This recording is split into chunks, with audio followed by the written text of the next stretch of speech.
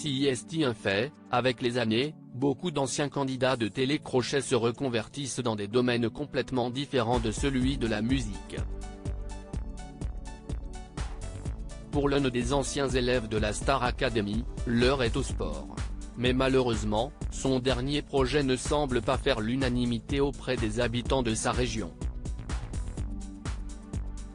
Édouard Algaillon s'est fait connaître du grand public en participant à la 3e saison de la Star Academy, remportée par Élodie Frégé en 2003 et déjà à l'époque présentée par Nikos Aliagas. Désormais retombé dans l'anonymat, l'ancien élève du château continue pourtant de s'épanouir dans la musique mais pas que.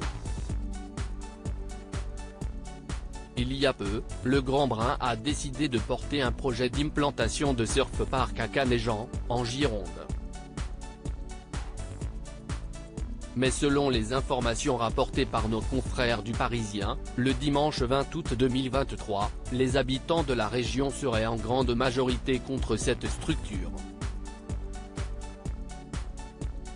Avec 2 bassins d'exercice d'une capacité de 13 000 m3 et un accueil de 200 à 300 surfeurs par jour, l'installation prévue par l'entreprise de professionnels effraie les Canéjanais, d'autant plus que leur remplissage doit être assuré à moitié par l'eau potable du réseau. Ensuite, les bassins en circuit fermé fonctionneront à l'eau de pluie, a expliqué le promoteur du projet. Mais rapidement, les habitants de la petite commune ont tenu à faire part de leur vif désaccord, argumentant qu'il ne pleut plus autant qu'en 1980 et que CIST, par conséquent, surtout de l'eau potable qui sera gaspillée.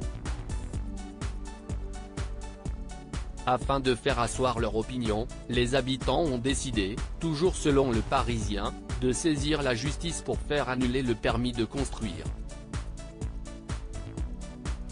Il faut dire que Canéjan subit chaque été ou presque des sécheresses inquiétantes.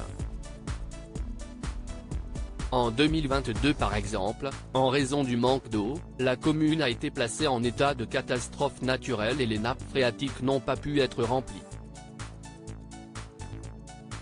Aussi, les opposants au surf park craignent un impact trop important sur le renouvellement des ressources en eau de la ville. De son côté, Édouard Algaillon ne compte pas pour autant annuler son projet. Sûr de lui, il affirme avoir réalisé tous les examens et tests nécessaires pour affirmer que son surf park, capable de réaliser des vagues de plus de 1,30 m de haut, ne présente aucun risque pour la commune. Ça fait 3 ans qu'on travaille sur le projet. On a réussi à relever le défi d'allier cette technologie de pointe avec les enjeux environnementaux actuels.